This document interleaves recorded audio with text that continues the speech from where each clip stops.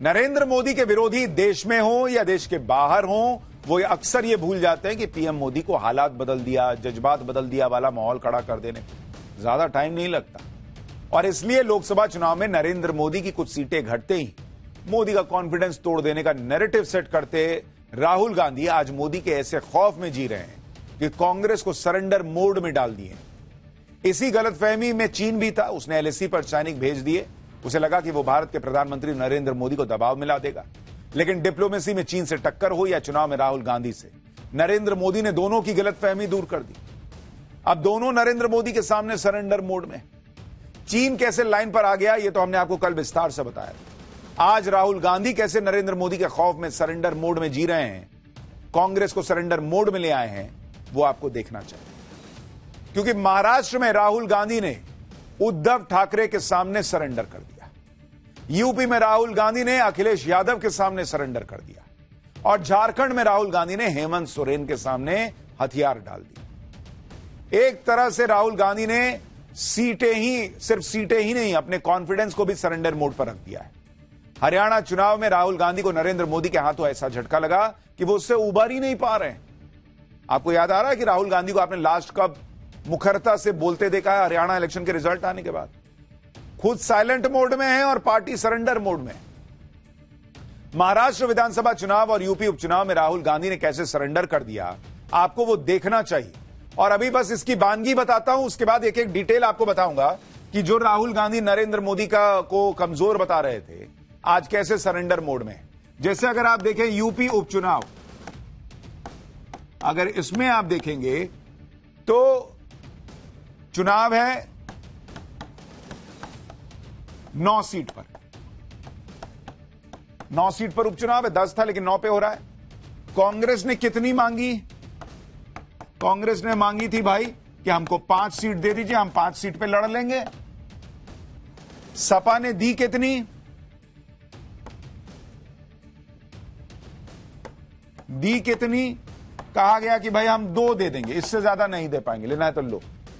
अब फैसला क्या हुआ कि कांग्रेस लड़ेगी कितने पे? 0 सीट पे।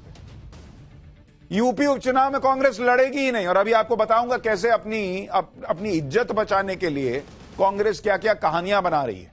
अब आप देखिए, इसी तरह से महाराष्ट्र में देखिए, महाराष्ट्र में कुल सीट है 288 जहां पर चुनाव होने। कांग्रेस ने मांगी कितनी थी? कांग्रेस ने मांगी थी 110 से 115 सीट, कि हमको इतना सीट दे दीजिए। और उसको मिली कितनी है? 85 सीट, 85। ये तो कांग्रेस का हाल करके छोड़ दिया है साथियों ने। इसी तरह से अगर आप झारखंड देखेंगे, झारखंड में चुनाव है 41 सीट पर। जेएमएम जो है, माफ कीजिएगा, जेएमएम लड़ रही है 41 सीट पर और कांग्रेस लड़ रही है 29 सीट पर। पिछले बार से भी कम सीट पर कांग्रेस इस बार लड़ रही है। तो जहां जहां चुनाव है, कांग्रेस को सरेंडर करनी पड़ रही है अपनी सीट। आप सोचिए क्या ही हालत हो गई है कांग्रेस पार्टी की राहुल गांधी के राज में। वैसे तो कांग्रेस का चुनावी सिंबल हाथ है, लेकिन आज उसके हाथ में जो थमा दिया जाता है उसे उसी से संतोष करना पड़ता है। ये हालात बन गए। राहुल और कांग्रेस क्यों सरेंडर मोड में आ गए हैं? मोदी का कौन सा खौफ है, कौन सा डर है जो उन्हें सरेंडर मोड में ले आया है, यह आगे विस्तार से बताऊंगा। पहले देखिए कि राहुल की कांग्रेस ने घुटने टेके कैसे। महाराष्ट्र में कांग्रेस 110 से 115 सीट मांग रही है। इसके लिए कांग्रेस ने खूब माहौल बनाया। उद्धव ठाकरे और कांग्रेस के बीच भयंकर लड़ाई हो गई थी। ऐसा लग रहा था जैसे सीट शेयरिंग पर कांग्रेस गठबंधन तोड़ देगी, लेकिन 115 सीट से कम पर तो समझौता करेगी ही नहीं। लेकिन अब जो फॉर्मूला तय हुआ है उसके मुताबिक कांग्रेस शिवसेना यूबीटी और शरद पवार की एनसीपी ने 270 सीटों पर सहमति बनाई। इसमें से 255 सीटें कांग्रेस, शिवसेना और एनसीपी के बीच बटेंगी। हर पार्टी के हिस्से 85 सीट आई, बाकी 15 सीटें इन्हीं 3 पार्टियों के बीच बटेंगी। इसके लिए अभी चर्चा ही चल रही है। 270 सीटों के अलावा जो 18 सीट बची वो गठबंधन के साथियों को देंगे। संजय राउत ने बताया कि Samajwadi party, peasants and workers party, CPI और आम आदमी पार्टी को भी गठबंधन में शामिल किया जाएगा और बाकी बची 18 सीटें इन्हीं पार्टियों में दे दी जाएंगी। एक बार सुनिए सीट शेयरिंग को लेकर महाराष्ट्र कांग्रेस के अध्यक्ष नाना पटोले ने क्या बताया, फिर आपको बताऊंगा कि कांग्रेस को महाराष्ट्र में कितनी बड़ी कुर्बानी देनी पड़ी। आज हमने एक निश्चित किया कि 85 270 का एक मत हमने किया है सीट के ऊपर। और जो 28 सीट है जो हमारी अलायंस है, सिकाप होगी, कम्युनिस्ट होगा, समाजवादी होगा, 18 सीट है जो हमारी 18 सीट जो है, तो उसमें जो हमारी अलायंस जो दल है उनसे भी हम चर्चा करके उनको भी कुछ जगह देने का है। हरियाणा चुनाव में पीएम मोदी से मिली हार से राहुल गांधी का कॉन्फिडेंस इस कदर हिल गया है कि वो उस राज्य में भी सरेंडर मोड में आ गए जहां 4 महीने पहले लोकसभा चुनाव में उनकी पार्टी ने अच्छा प्रदर्शन किया था। 4 महीने पहले ही लोकसभा चुनाव में कांग्रेस ने महाराष्ट्र में सबसे ज्यादा 13 सीट जीती थी। कांग्रेस ने 17 सीट पर चुनाव लड़ा था और 13 सीट यहां पर जीत ली थी। कांग्रेस का स्ट्राइक रेट 76% का रहा था महाराष्ट्र में। शिवसेना यूबीटी ने 21 सीट पर चुनाव लड़ा और 9 सीट जीती। शिवसेना यूबीटी का स्ट्राइक रेट 43% रहा। लेकिन जब सीट बंटवारे की बात आई तो उद्धव और शरद पवार कांग्रेस से बराबर की सीट बांटने में कामयाब हो। यानी राहुल गांधी ऐसे सरेंडर मोड में गए कि कांग्रेस का महाराष्ट्र में पलड़ा भारी होने के बावजूद कहे कि ठीक सरेंडर करते हैं सर। अगर आप लोकसभा चुनाव को विधानसभा वार बढ़त में देखेंगे आपको पता चल जाएगा कि कांग्रेस को सरेंडर करने की जरूरत ही नहीं थी। लेकिन अगर आप देखेंगे कि क्या स्थिति थी, कुल सीट कितनी है महाराष्ट्र में कुल सीट है 288।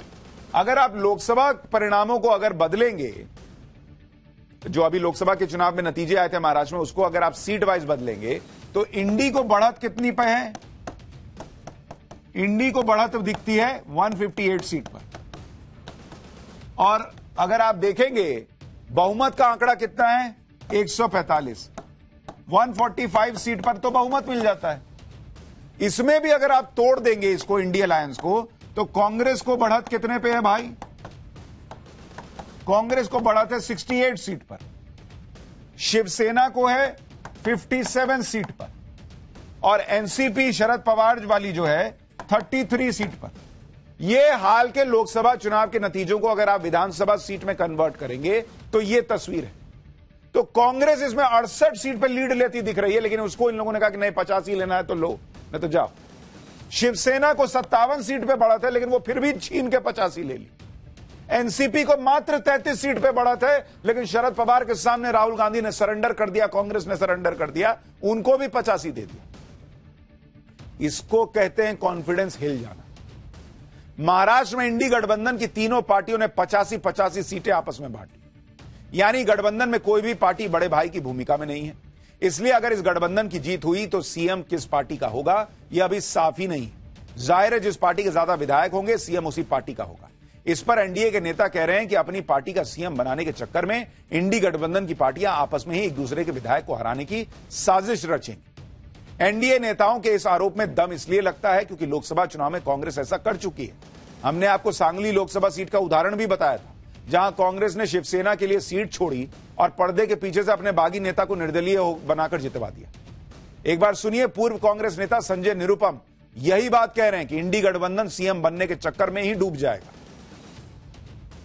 मेरा ऐसा अनुमान है, मेरा ऐसा अंदाज है कि जब सीट शेयरिंग हो जाएगी, सबके उम्मीदवार घोषित हो जाएंगे, नॉमिनेशन हो जाएंगे, तब उसके बाद ये तीनों पार्टियों के नेता इस प्रयास में लगेंगे कि किस पार्टी के विधायक कैसे कम होने चाहिए। क्योंकि शरद पवार जी ने फार्मूला दे दिया है कि जिसके ज्यादा आमदार होंगे वो मुख्यमंत्री पद का उम्मीदवार होगा, यानी उसका उस पार्टी का चेहरा जो वो मुख्यमंत्री बनेगा। तो कांग्रेस में तो 12 लोग मुख्यमंत्री बनना चाहते हैं। उबाटा में स्वयं उद्धव ठाकरे जी मुख्यमंत्री बनना चाहते हैं और वो कटोरा लेकर के दिल्ली में दर दर भटके कि भाई मेरा नाम घोषित कर दीजिए। आखिरकार कांग्रेस ने उनके सामने उनको घास नहीं डाली।